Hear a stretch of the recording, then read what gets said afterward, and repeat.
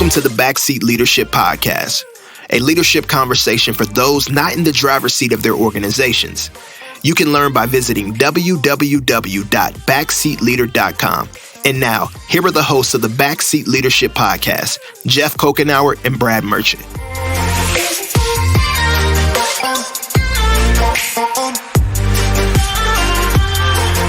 Well, hey, everybody. Welcome back to the Backseat Leadership Podcast. And I'm Jeff, and this is Brad Merchant. And he's using a weird voice today. I am. Sure. I like the weird voice. Hey, listen, we're back. We're back. And recording podcasts. And the reality is that we said at the very beginning, Brad, this is a conversation about leadership, and for those who are in the 90% of people who aren't in the front seat of their organizations. And the fact of the matter is that when you're not in the front seat of your organization, you have a different set of circumstances.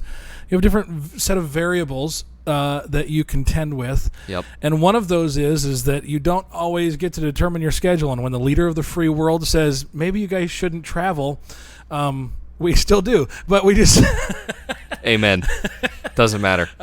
So, Brad, we said at the very beginning of this podcast, we didn't want to miss a week, and we have had to miss a week, but we're back. We're back, and we're back and better than ever, as they say on a certain other way more popular television sports show. And, Brad, we're back, and we want to talk about some things that we have perhaps learned, new routines, new things we're learning as we exit what we're now calling the coronavirus event. Is that what we're calling it? Yes. It feels like a lifetime. Yeah, and not only that, there's been so many things. You know, I've been talking about so many things happening in our world and in our society and culture and things. So, Brad, take us away. What are some things in this season, man, as we re-enter? You just started, as of this podcast, like you've been in the office for a week. Yep. And first week. Of course, you're in Indianapolis. I'm in Bluffton, Indiana, south of Fort Wayne. So we've been in the office for close to a month and a half, I think, now. Yeah. So getting back into routine, what are some things, Brad, as you reflect back on the things that you've been working through? Well, it's also helpful to note that we have no notes. Zero notes right now. This. We are just winging this. So this is where you love to be and I love to eat breakfast. Yes, absolutely. So this is what I like about this is the kind of conversation we'd have over wings, Jeff. That's right. It's just being recorded. Which will probably happen later on. It will definitely happen later on. And you'll buy. Oh. So probably many not. variables with that. Anyways, man, yeah, things that I've learned. I mean, we've talked about this before in previous episode, that it was a learning season for me, just how much I love activity. I love being around people. I love being out. I mean, I took a lot of things for granted. Obviously, we work at a church, and so I think we really took for granted, both of us, meeting with people on a Sunday morning in a church service, just being with people. Really took that for granted. But I just realized how much I'm addicted to activity and movement and hurry, and then I realized how averse I am to, or allergic rather, to stillness, to quiet, to reflection. And I think this season has taught me to be more contemplative, more reflective. You've talked about that recently. You preached a message on reflection recently.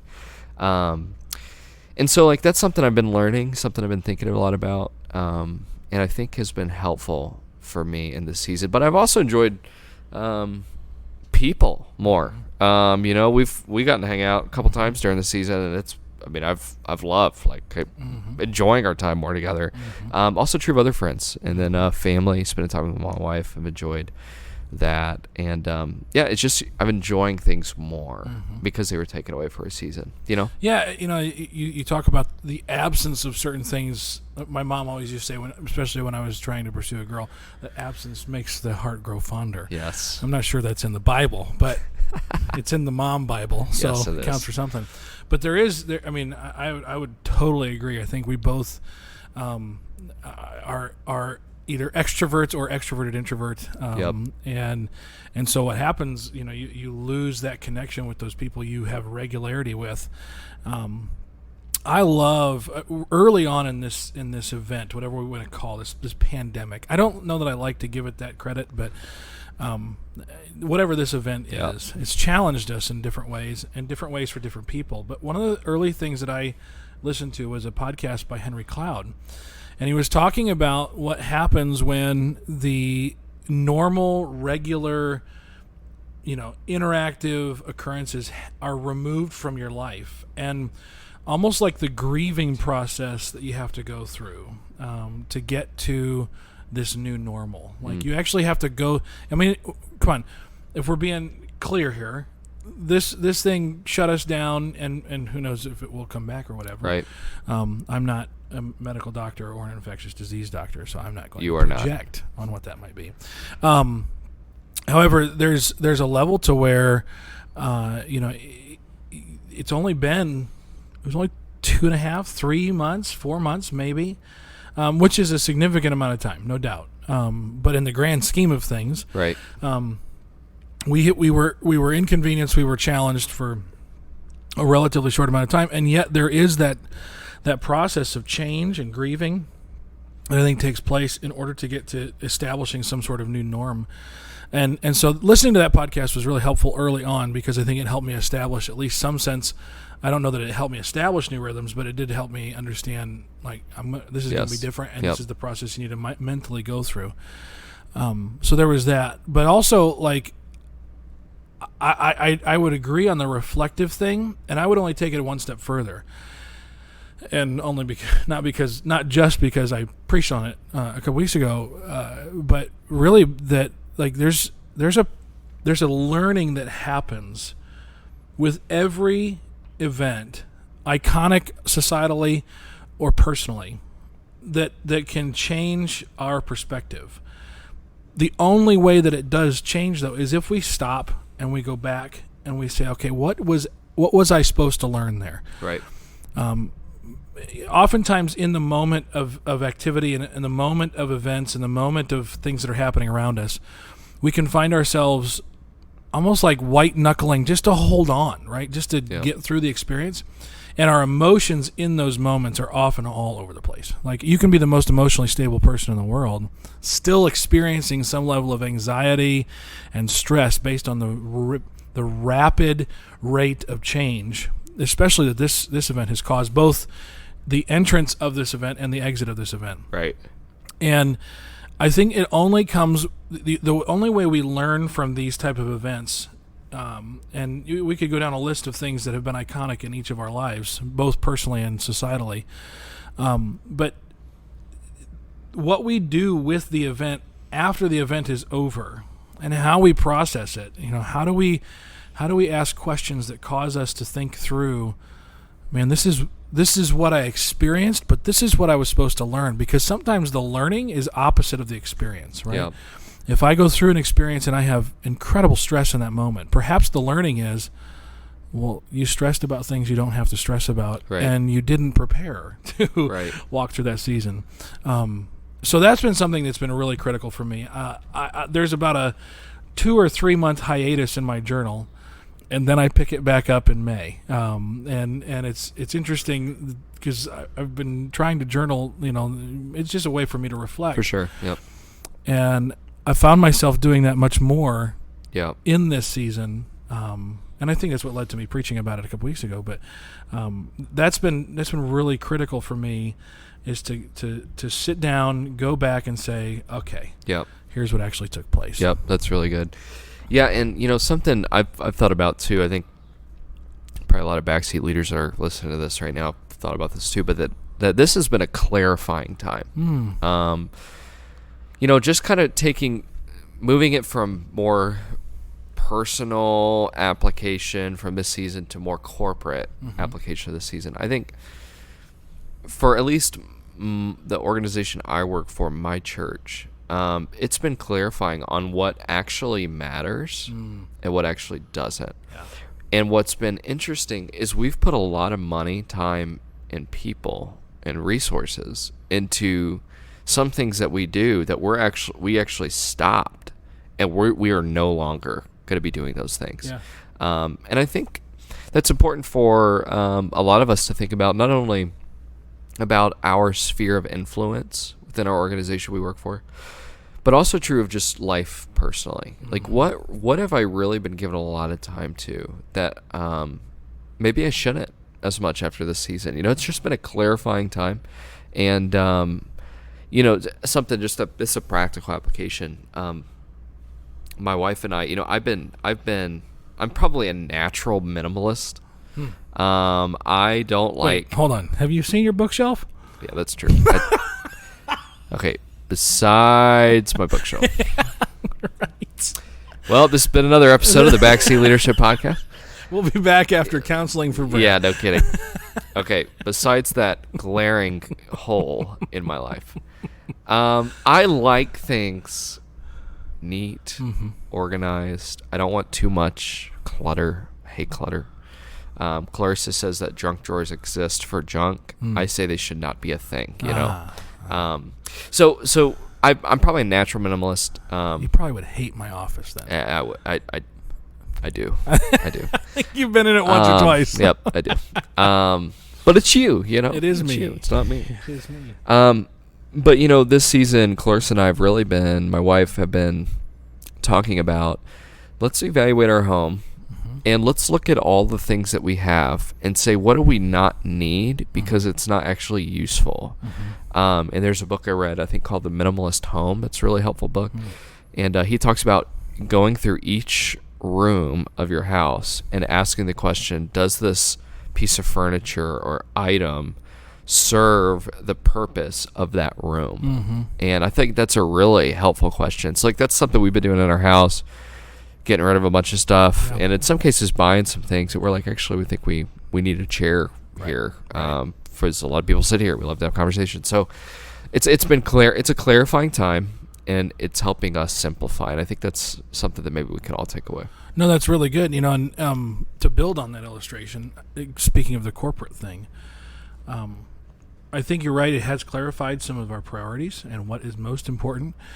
And for the backseat leader who isn't the person in the front seat, sometimes that means take action right now. Yeah. So, for example, my wife and I, we've been married for 2 years. Our 2-year anniversary happened at the end of, it was a couple weeks ago. Yeah. And I hate to say that it's at the end of the event because I'm not sure the event is over yet. Right. But again, not a MD. But we've decided we've purchased a new home. And so in the process, we've gone through and cleaned out. I should say, I was working, and my wife and her sister went through and cleaned a whole bunch of stuff out of the house and put it in the garage. And I'm the brute, so I'm responsible for moving it to the new location. But there are some instances where it's time for a new home. Yep. And as soon as I say that out of my mouth, I don't mean it's time for a new job. But what I mean is sometimes it means that it's time to take that program or that thing that you do and get rid of it. Yeah. And now might be the time. Yep. Like, we're going to be in a new home in 2 weeks. Yep. From this recording, and so it might mean that's the right thing to do. However, often it doesn't mean that. And what I mean by that is there's gradual change that needs to happen to get from, okay, we recognize that we were doing this. We could be doing this other thing. And maybe in the process of experimentation while we were trying to figure out what was most effective and how we were going to connect with people and those type of things, in the midst of being disconnected and isolated, we found some new things. But it does not mean that thing needs to happen tomorrow or next week or even this year.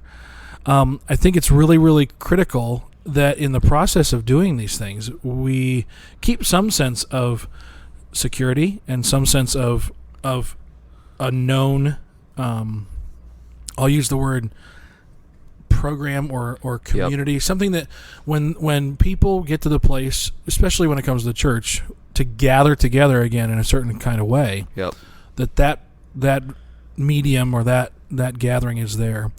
At the same time, you might have recognized, and I think honestly, in my situation, I may have stumbled on something that could be more effective. But the time to implement it is not right now. The time for us right now with implementing those things is going to be after some consideration as to some variables that it brings up. Yeah. And so I think it's really, really important that, while you are, I do think it's important to go through and go, okay, now that wasn't as important. Let's get rid of that. That chair doesn't go there. Let's recover it and put it in the basement. Yep. I don't know why you'd recover it and put it in the basement. Never do that. Let's take the one in the basement, recover it, and bring it upstairs. Amen. So we can use it. But I think there's also times to go, you know what, someday we'd like to do this because we think it'd be effective, Right. We spent more time on the porch. Someday it'd be nice to put a nicer thing outside, Yep.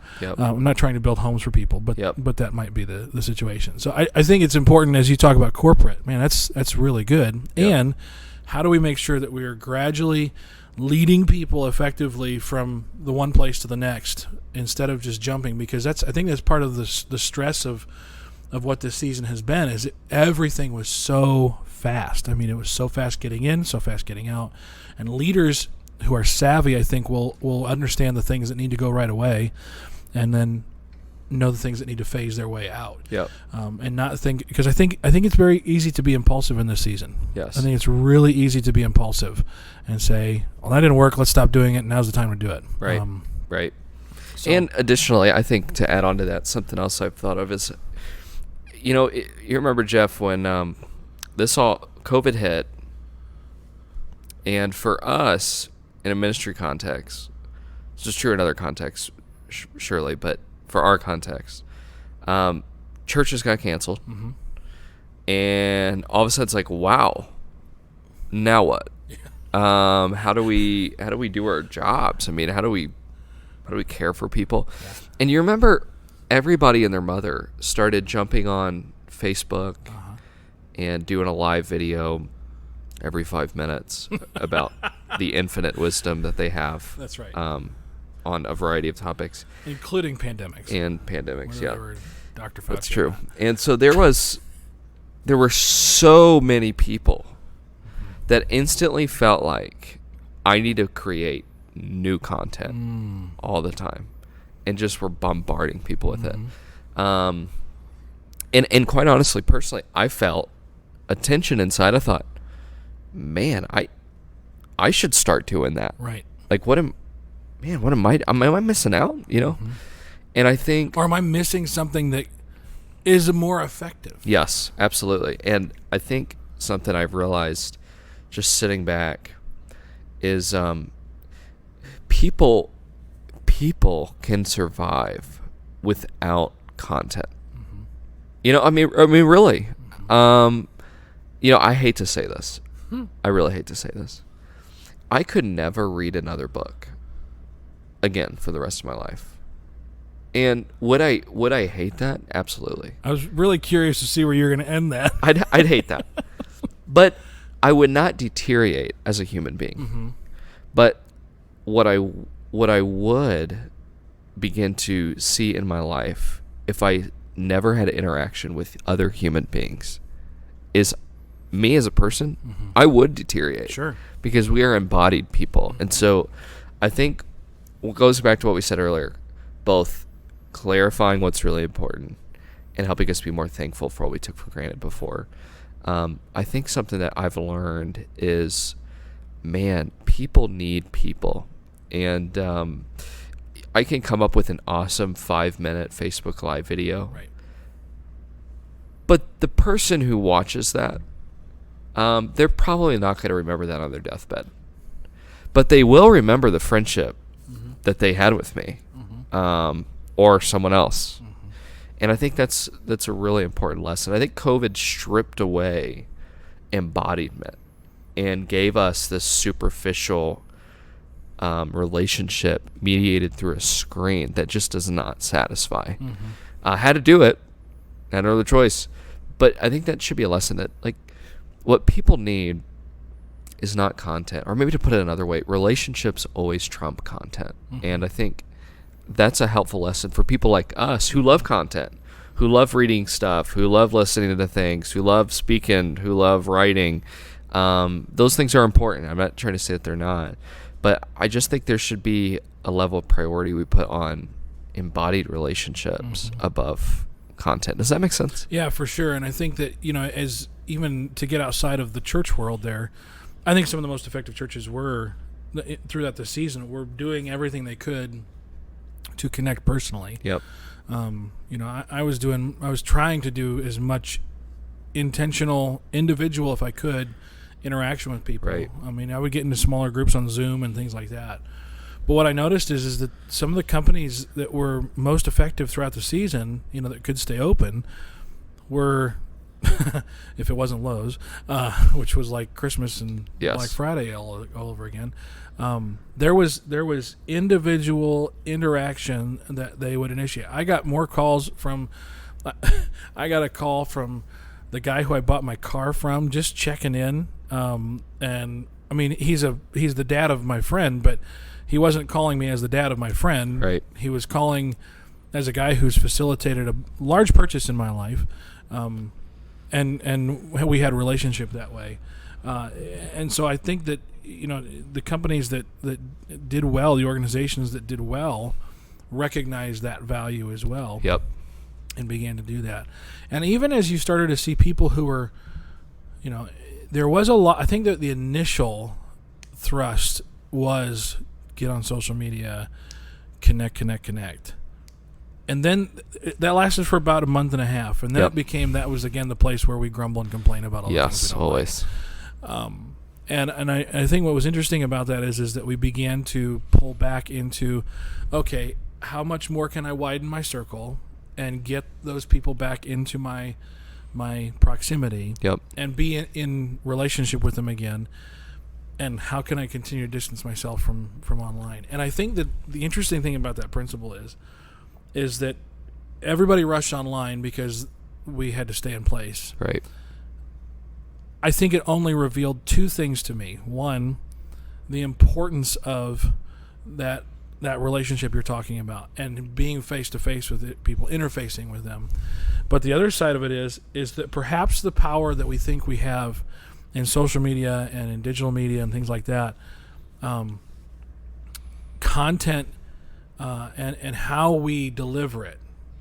See, I think there's a difference between delivering it in person and relationally, and then delivering it, over a 5-minute Facebook Live where it's a one-way communication, which oftentimes, as much as we call social media, it's really me trying to put my thoughts and my viewpoint out there. And I think we're starting to see much of that residual of all of that as we walked through some of the stuff that's happening societally with the race conversation, and how we talk about the problems and the things that we see in our culture and we talk about. And so I just find it very interesting how much that revealed that disparity between those two mediums of communication. Absolutely. And I think it's important for us as we continue to I just bumped the table, so hopefully that didn't kill everybody. I think it's really important for us to recognize that as we walk through some of this, even things like this podcast, it's us having a conversation, two guys who know each other, but the value of bonding together with people who are thinking through the same things, who are wrestling through the same things. So other backseat leaders who need to have that relationship and that accountability, that encouragement through the seasons that they're in. I can't tell you how many people I connected with only out of being in Facebook groups, and then I would send them personal messages and we'd begin a conversation out of this season.